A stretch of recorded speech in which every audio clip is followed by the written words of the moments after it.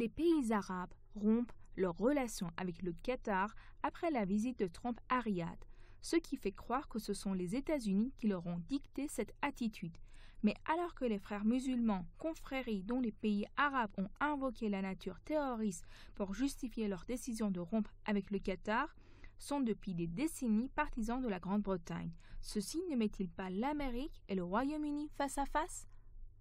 Moi, je ne pense pas que c'est la raison principale. La raison qu'on évoque concernant les frères musulmans n'est pas la raison principale, parce que les relations entre l'Arabie saoudite et les frères musulmans n'est pas aussi mauvaise qu'on le prétend. La vraie raison, c'est que depuis quelques mois, depuis je crois le mois de janvier, le Qatar, le Koweït, enfin c'était le Koweït principalement qui a essayé d'arranger la situation, la situation politique entre l'Iran et l'Arabie saoudite et les pays du Golfe. Que le Koweït avait déjà rencontré le président Rouhani, et par la suite les Qataris ont suivi ce que les Koweïtiens ont fait. Le prince du Qatar qui était Tamim et qui était à Moscou il n'y a pas longtemps, il y a deux mois je crois, a rencontré le général Qasem Soleimani d'Iran, et il s'était mis d'accord avec le Koweït de présenter à la conférence des pays du Golfe à une tentative de rapprochement et de conciliation entre l'Arabie saoudite et les pays du Golfe d'un côté et l'Iran. Et ils s'étaient mis d'accord sur les mesures à prendre. Or, du côté saoudien et du côté américain, mais surtout du côté israélien, ils veulent empêcher toute réconciliation entre l'Iran et les pays du Golfe. Israël voudrait absolument que la friction, que la fracture, non seulement continue, mais qu'elle s'accentue. La politique israélienne est que les pays comme l'Arabie saoudite et certains pays du Golfe, comme les Émirats arabes unis, aient de très bonnes relations avec Israël et demandent à Israël de les défendre. D'où le fait que ce soit le Koweït, mais encore plus le Qatar, qui a essayé d'arranger une conciliation, que cette conciliation ne se réussisse pas. Alors, avec l'arrivée de M. Trump et des généraux va-t-en-guerre qu'il a emmenés avec lui à la réunion de Riyad il y a 2 semaines, il y avait le général Mattis, qui est je crois que c'est le ministre de la guerre américain, qui est extrêmement anti-iranien.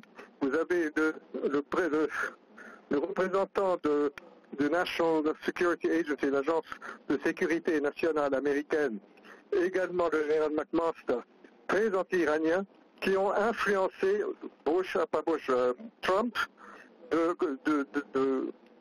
d'appuyer à outrance ce que l'Arabie saoudite et Israël voudraient voir réussir dans cette réunion, pendant ce congrès.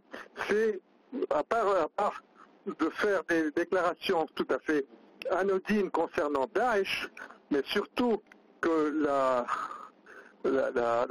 toute la pression soit contre l'Iran. Et d'où le fait que le Qatar et le Koweït le Qatar a été écarté de cette réunion.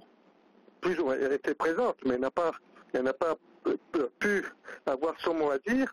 Et d'ailleurs, la décision générale, la résolution qui a été entérinée entre l'Arabie saoudite et l'Amérique n'a même pas été montrée avant d'avoir été acceptée par ces 2 pays aux autres participants, aux 54 ou 55 pays membres.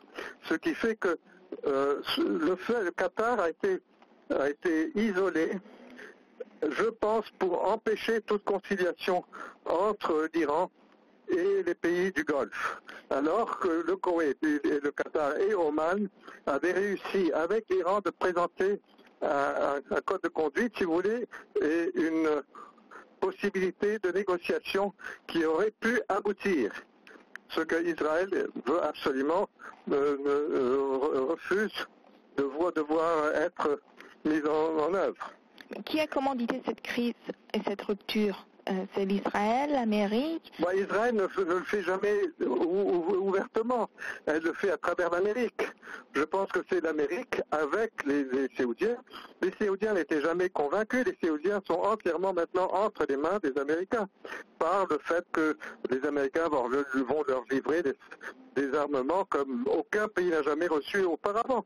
Vous avez un contrat de 110 milliards de dollars qui va être signé, mais vous avez également, dans les prochaines années, 5 années je crois, 350 milliards d'autres armements qui vont être transférés à l'Arabie Saoudite. En plus, il y a maintenant, ils sont en train de négocier l'entraînement des pilotes saoudiens pour une somme d'à peu près 700 milliards de dollars. 700 millions de dollars. Des entraîneurs américains vont venir en Arabie Saoudite entraîner les pilotes saoudiens pour ces nouveaux avions qui vont arriver. Quels sont les détails qu'on doit retenir pour comprendre ce qui se passe actuellement au Moyen-Orient? Non, c'est très difficile de savoir ce qui se passe. Mais ce qui se passe, c'est que maintenant, vous avez l'administration Trump et Israël qui sont la main dans la main, comme l'Amérique et Israël ont toujours été, et qui sont en train d'essayer de détruire l'unité des pays, même des pays du Golfe, parce que ni le Koweït, ni Oman, ni Qatar, ça fait la moitié, ça fait 50% des membres du Conseil économique du Golfe qui ne sont pas d'accord. Donc ils sont en train de continuer la fracture, des fractures au pluriel, qui sont entamées il y a déjà 5-6 ans avec ce qu'ils appelaient les printemps arabes, mais qui en fin de compte étaient ce qui pendaient pour la majorité de l'étranger. Et ils ont pu détruire l'Irak, détruire la Syrie, détruire le Liban, la Libye, détruire le Soudan qui est maintenant divisé en deux, et la Somalie qui était détruite depuis longtemps. Mais qui continue maintenant la politique de fractionnement de tous les pays arabes, et même les petits États comme ceux du Golfe ne seront plus unis.